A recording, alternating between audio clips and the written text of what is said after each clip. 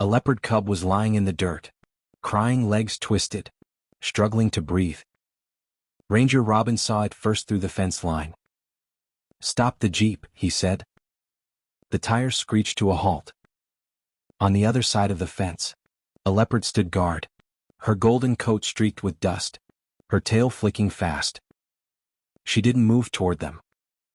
She didn't run. She was waiting.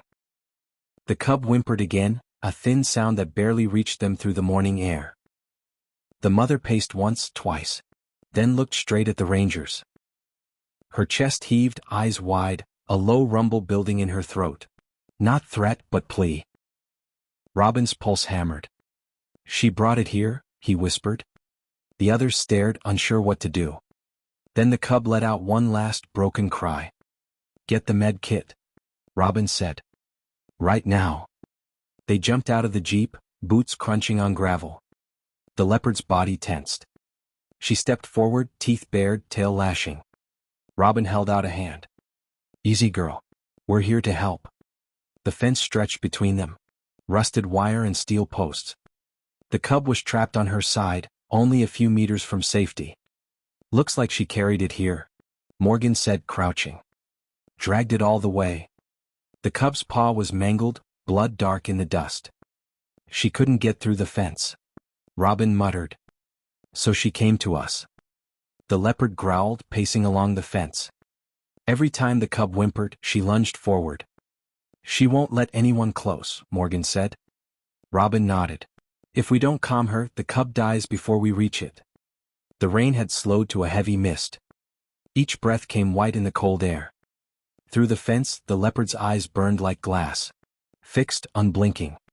Every instinct told Robin to back away. He'd faced charging elephants, wounded rhinos, cornered cats. But never this. She wasn't defending territory. She was fighting despair. He could see it in the way her chest shuddered, the way her tail cut the air like a blade. "She's holding herself back," he muttered. "She knows we're close." Morgan adjusted the tranq rifle, whispering, "If we miss, she'll be through that fence before we can reload." Robin swallowed hard.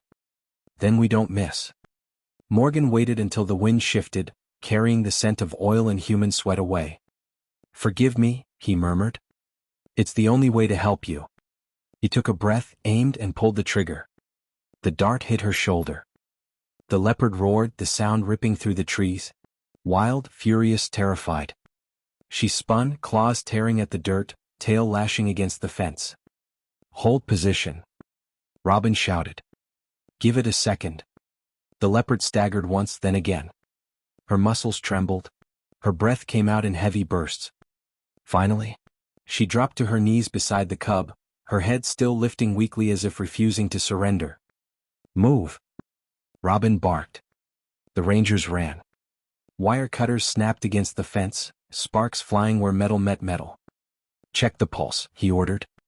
Morgan knelt, pressing his glove against her shoulder. "Still breathing. She's going under." Robin dropped beside the cub. Its chest rose shallowly, tiny breaths whistling through its nose. Blood soaked into the sand beneath its paw. "Easy now," Robin whispered.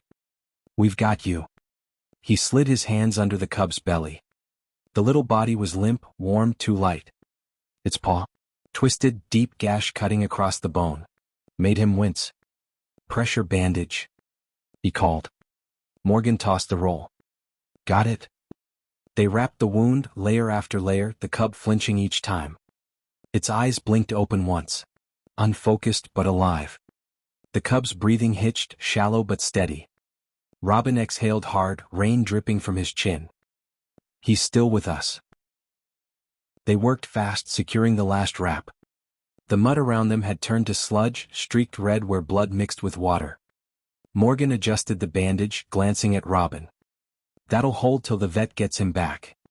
Robin nodded, brushing his hand gently over the cub's head. "You did good, little one."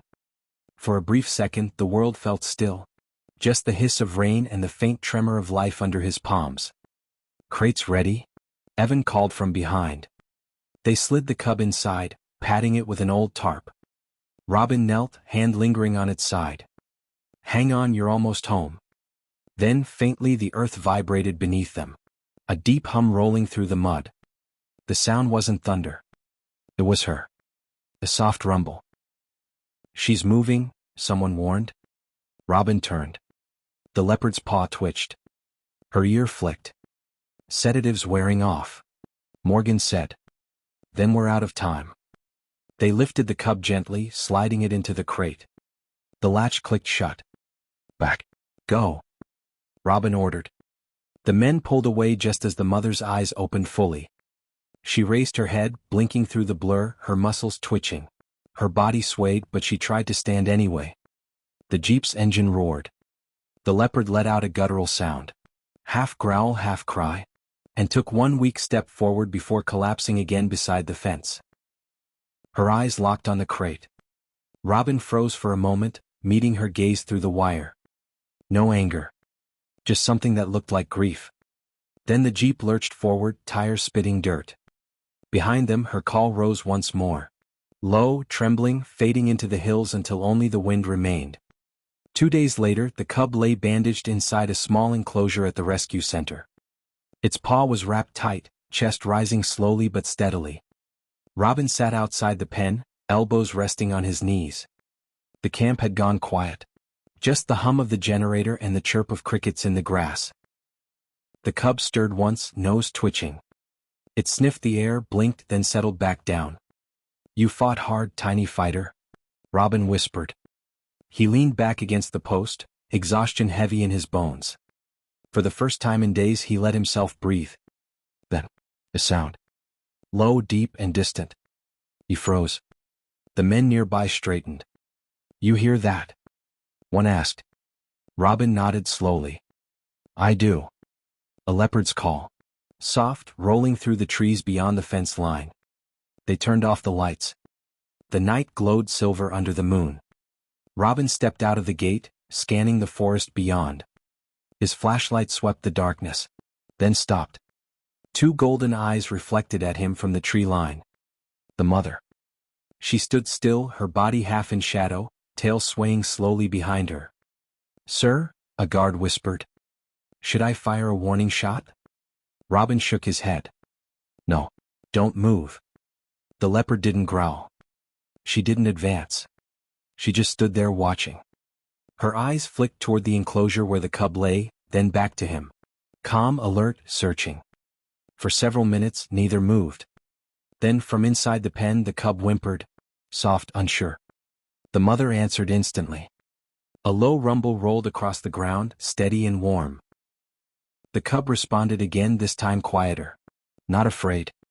Robin felt his throat tighten. "She came back," he whispered. The leopard blinked once, slow and deliberate, then sat down, still watching. Her muscles relaxed, her breathing evened out. Finally she rose, turned toward the trees, and began to walk. Each step was silent, graceful, certain.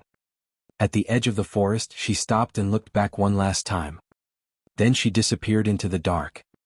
Robin stood there long after she was gone. By sunrise the forest was still again. Robin stood by the fence where she'd been. The grass was flattened where her paws had pressed into the earth.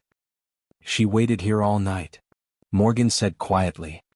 Robin nodded. "And she left when she knew he'd live." They released the cub back into the reserve weeks later. Stronger. Whole again. The crate door opened. The little leopard bounded into the tall grass. Then stopped, nose lifting to the wind.